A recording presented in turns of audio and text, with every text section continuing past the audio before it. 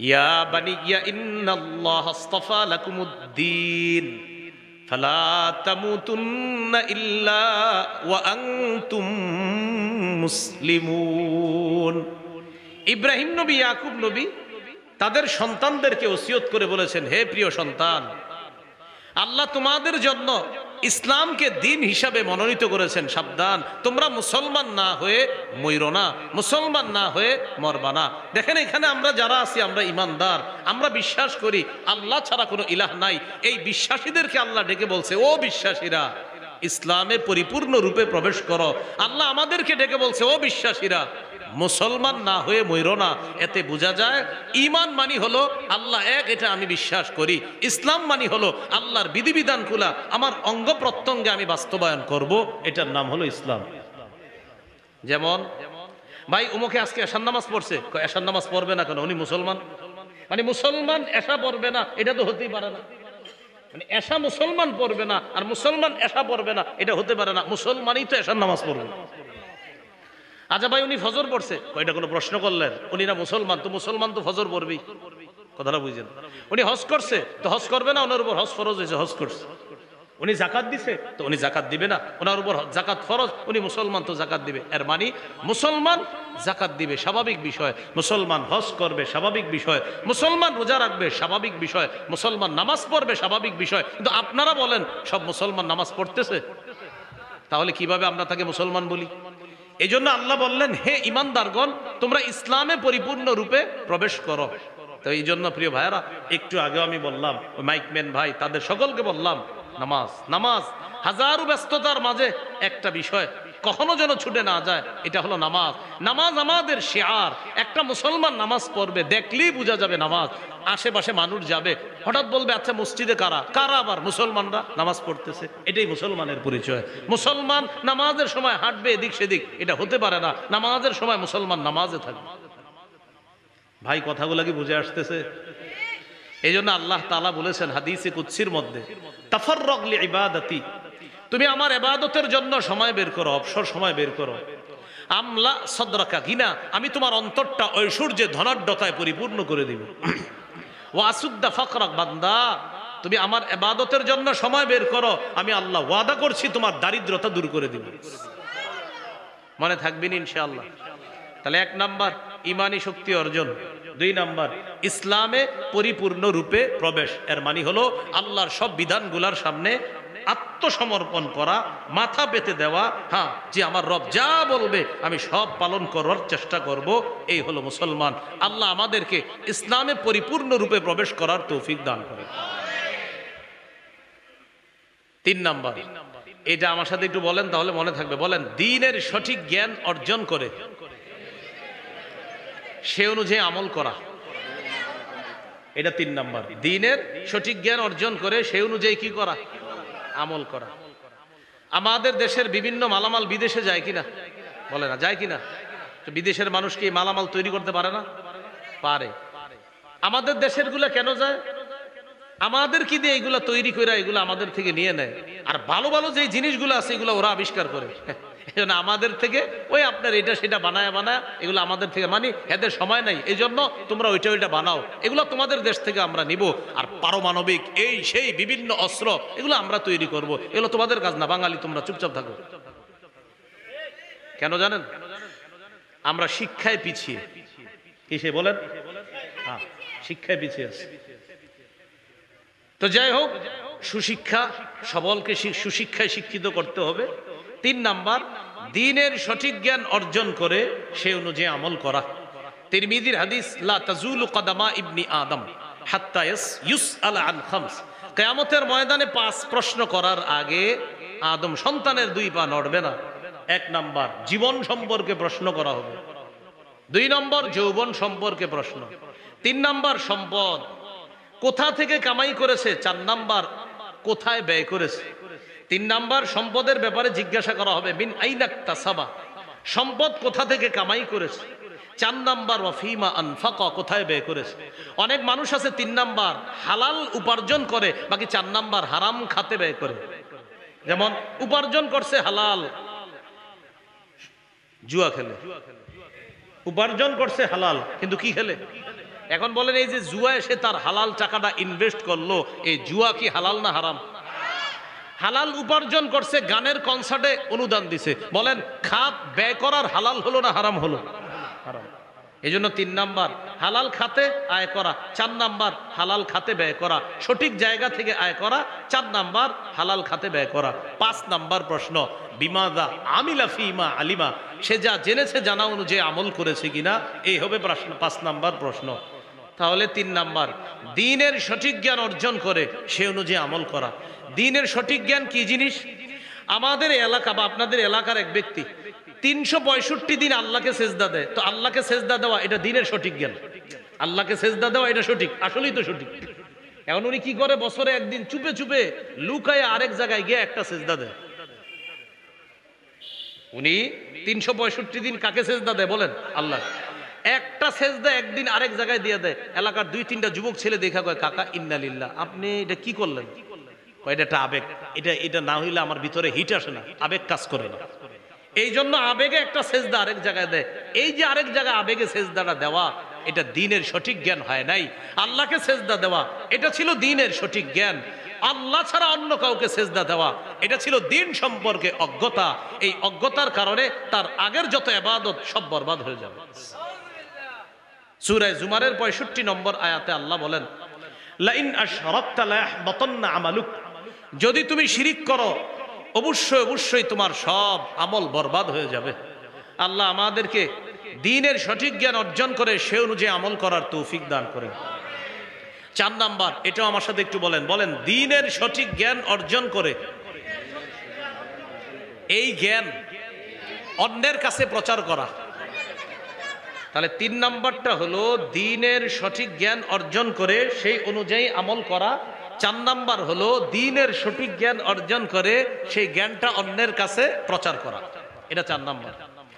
আল্লাহ তাআলা সূরা মাইদার মধ্যে বলেন, ইয়া আইয়ুহার রাসূলু বাল্লিগ মা উনজিলা ইলাইকা মির রাব্বিক, হে রাসূল আপনি প্রচার করেন মা উনজিলা ইলাইকা মির রাব্বিক, যা অবতীর্ণ করা হয়েছে আপনার প্রতি আপনার রবের পক্ষ থেকে তা আপনি প্রচার করে দেন।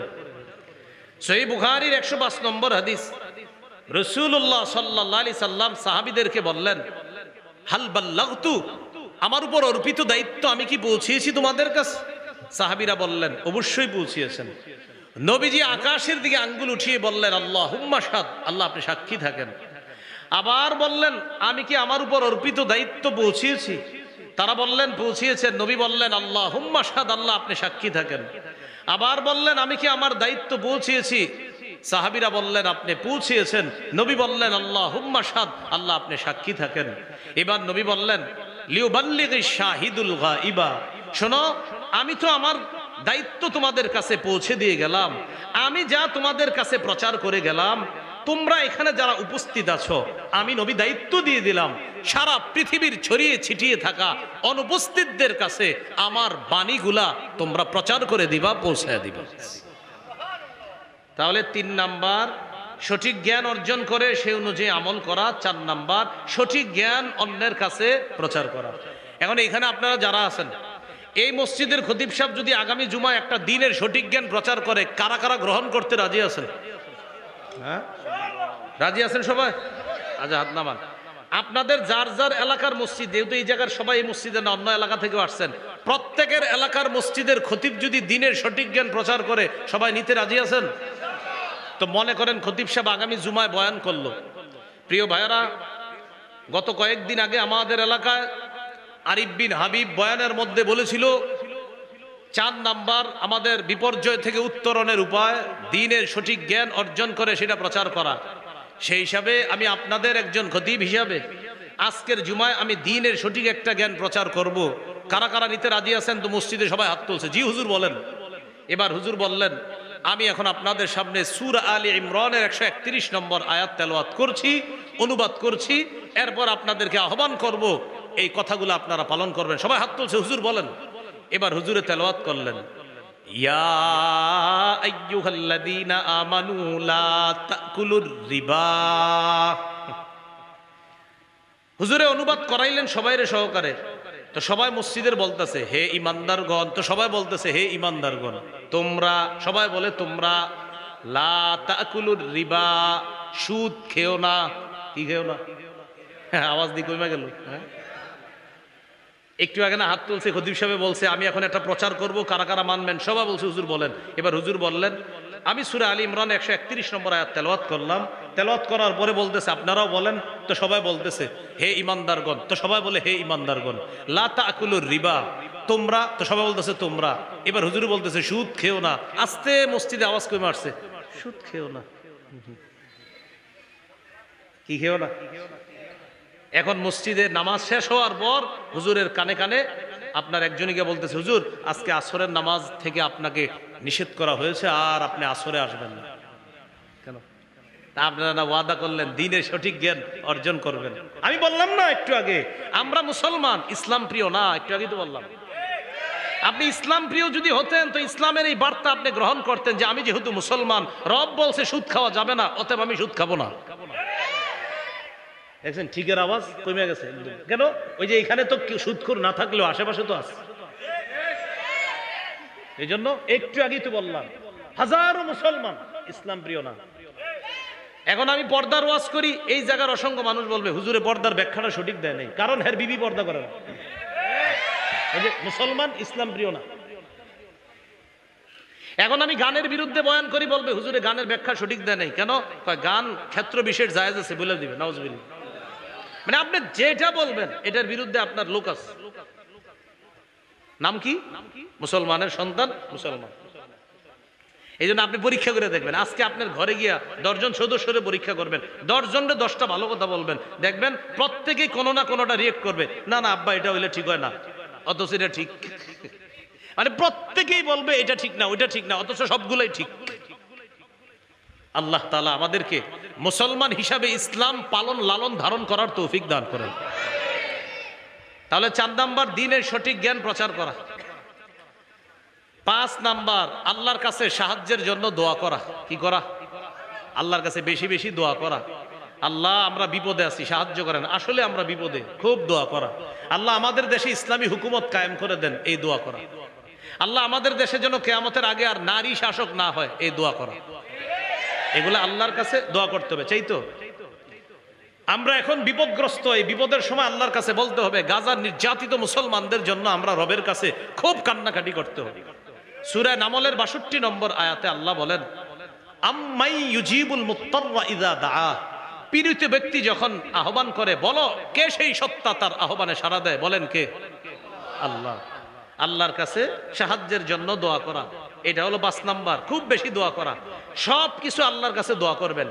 1 বোতল পানি কিনবেন, কিনার আগে আল্লাহকে বলবেন আল্লাহ আমি এখন 1 বোতল পানি কিনবো, পানিটা যেন আমার স্বাস্থ্যের জন্য উপযোগী হয়, এটা আল্লাহকে বলবেন। আবু দাউদ 1479 নম্বর হাদিস, রাসূলুল্লাহ সাল্লাল্লাহু আলাইহি সাল্লাম বলেন, আদ-দুআউ হুয়াল ইবাদা, দোয়া করাটাই ইবাদত। আল্লাহর কাছে মানুষ যত ভালো কিছু বলে, সাথে সাথে এটা ইবাদতে গণ্য হয়ে যায়।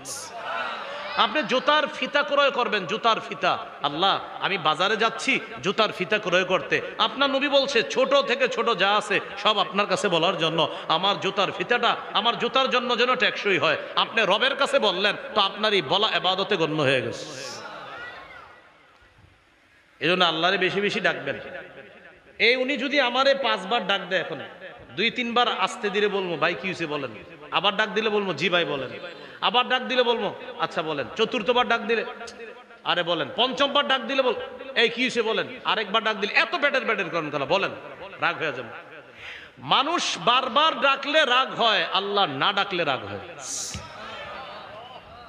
মুখস্থ করি বলেন, মাখলুক বেশি ডাকলে রাগ করে, খালেক না ডাকলে রাগ করে।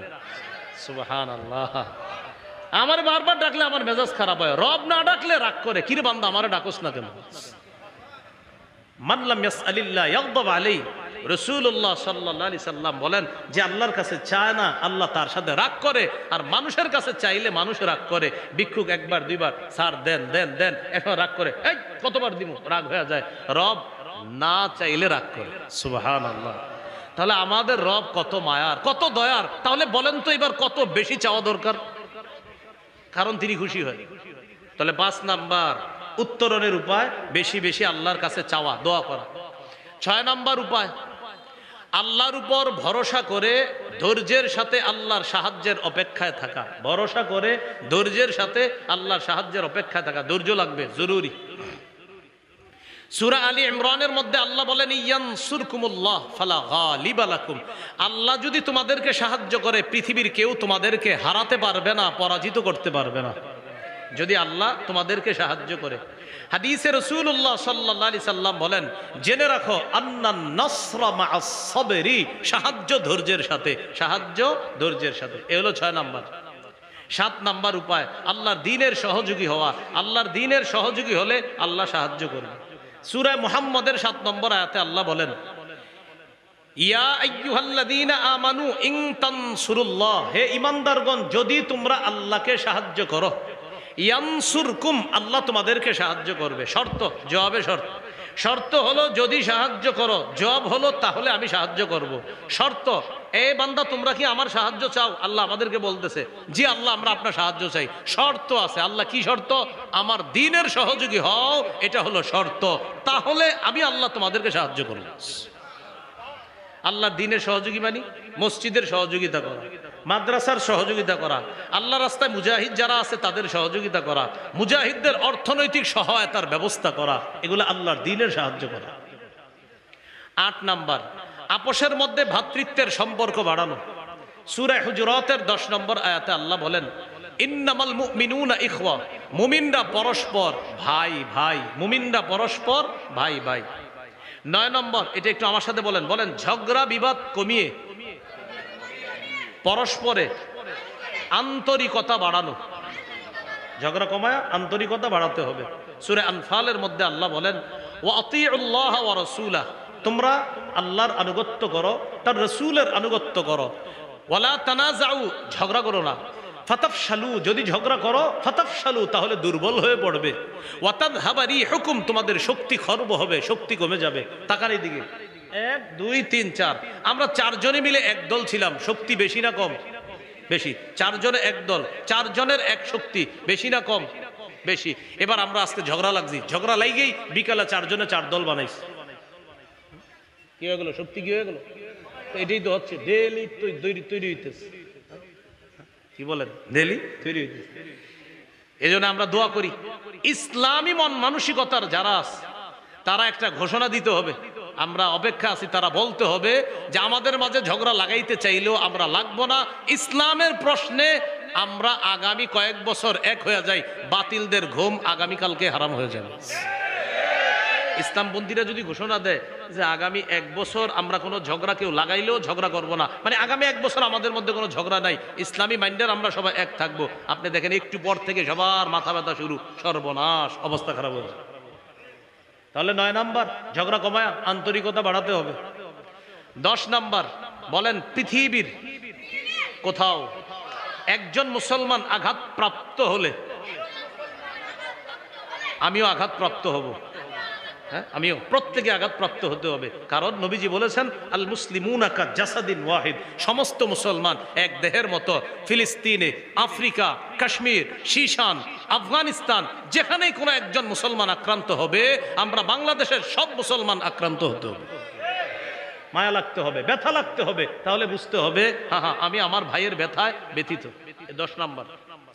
11 নাম্বার উপায়, নির্যাতিত মুসলমানদের জন্য অর্থনৈতিক সহযোগিতার ব্যবস্থা করা। যেমন ফিলিস্তিন, গাজাবাসী মুসলমানদের জন্য আমাদের বাংলাদেশ থেকে মাশাআল্লাহ সঠিক সোর্সের মাধ্যমে অর্থনৈতিক সহায়তা পৌঁছানোর ব্যবস্থা হয়েছে, চলছে।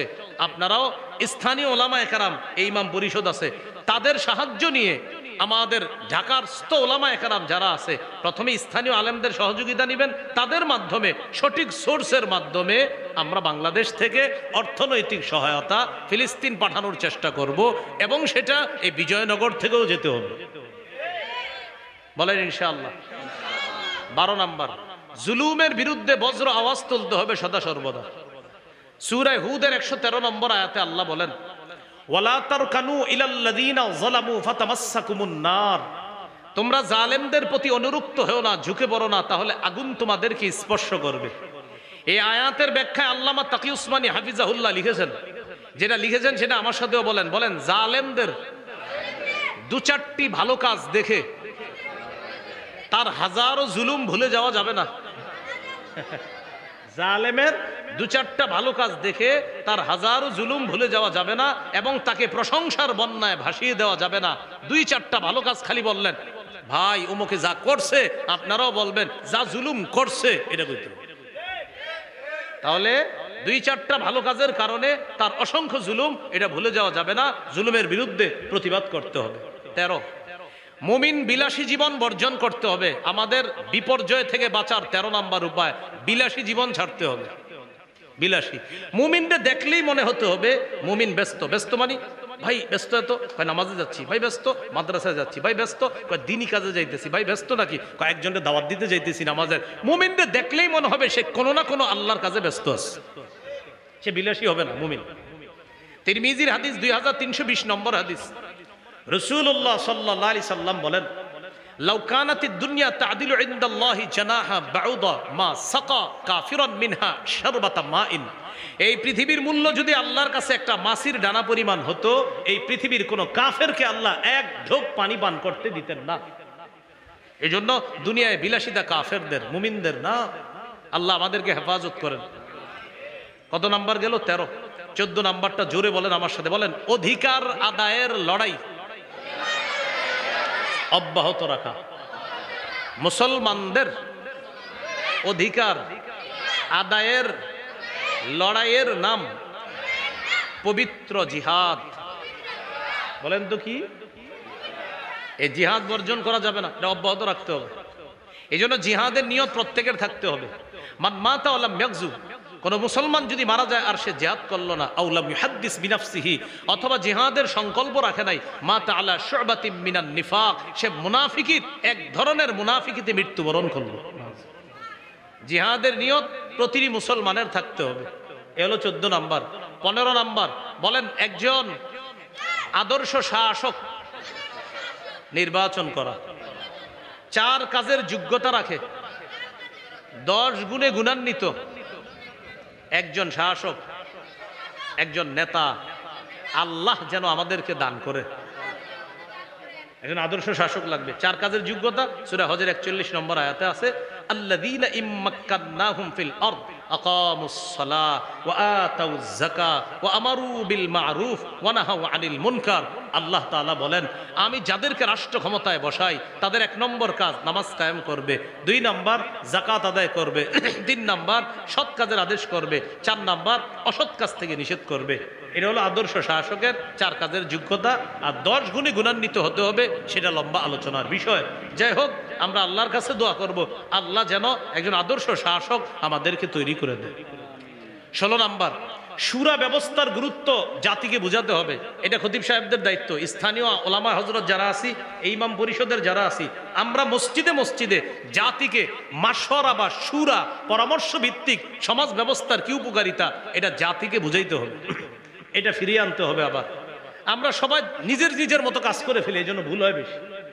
এই জন্য পরামর্শ ভিত্তিক কাজ করতে হবে। পরামর্শ ভিত্তিক কাজ হলে এটাতে ফায়দা, এটাতে বরকত হয়। এটা হলো 16 নাম্বার। 17 নাম্বার সর্বশেষ, বলেন, শত্রু মনে করতে হবে। শত্রুকে বন্ধু ভাবা যাবে না। শত্রুকে কি ভাবা যাবে না? বন্ধু ভাবা যাবে। সূরা মাইদা 51 নম্বর আয়াত, 6 পারা 16 নম্বর পৃষ্ঠার শুরু আয়াতে আল্লাহ বলেন, ইয়া আইয়ুহাল্লাযীনা আমানু লা তাত্তাখিযুল ইয়াহুদা ওয়ান নাসারা আউলিয়া। হে ঈমানদারগণ, তোমরা ইহুদি খ্রিস্টানদেরকে অভিভাবক রূপে গ্রহণ করো না। বাদুহুম আউলিয়া বাদ, তাদের একে অপরের অভিভাবক। আল্লাহ আমাদেরকে এই 17টা উপায় যে বললাম, এই উপায়গুলো অবলম্বন করে আমরা যেন আমাদের বিপর্যয় থেকে আমরা বাঁচতে পারি, আল্লাহ তৌফিক দান করেন। আপনারা সবাই ধ্যান দেন, আমি একদম 1 মিনিটও লাগবে না ইনশাল্লাহ। 17টা বলে দিচ্ছি, দেখেন। 1, ইমানি শক্তি অর্জন করা। 2 নাম্বার, ইসলামে পরিপূর্ণ রূপে প্রবেশ করা। 3 নাম্বার, দ্বীনের সঠিক জ্ঞান অর্জন করে সে অনুযায়ী আমল করা। 4 নাম্বার, দ্বীনের সঠিক জ্ঞান অন্যের কাছে প্রচার করা। 5 নাম্বার, আল্লাহর কাছে দোয়া করা। 6 নাম্বার, আল্লাহর উপর ভরসা করে ধৈর্যের সাথে আল্লাহর সাহায্যের অপেক্ষায় থাকা। 7 নাম্বার, আল্লাহর দ্বীনের সহযোগী হওয়া। 8 নাম্বার, মুমিন পরস্পর ভ্রাতৃত্বের সম্পর্ক জোরদার করা। 9 নম্বর, ঝগড়া বিবাদ কমিয়ে আপোষের মধ্যে আন্তরিকতা বাড়ানো। 10 নম্বর, পৃথিবীর কোথাও একজন মুসলমান আক্রান্ত হলে আমরা সবাই আক্রান্ত হওয়া। 11 নম্বর, আমার নির্যাতিত মুসলমান ভাইদের জন্য অর্থনৈতিক সহায়তার ব্যবস্থা করা। 12 নম্বর, জুলুমের বিরুদ্ধে বজ্র আওয়াজ ওঠানো। 13 নম্বর, মুমিন বিলাসী জীবন বর্জন করা।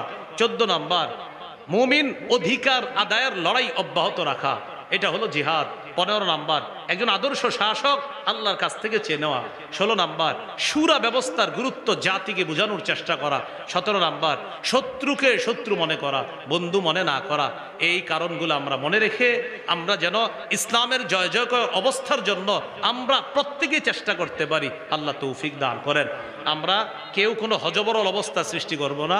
আশরাফি ভাই চলে এসেছেন, কথা বলবে, আমরা ধৈর্যের সাথে বসে কথাগুলো শোনার চেষ্টা করব।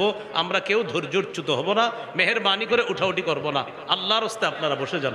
আসসালামু আলাইকুম ওয়া রাহমাতুল্লাহ।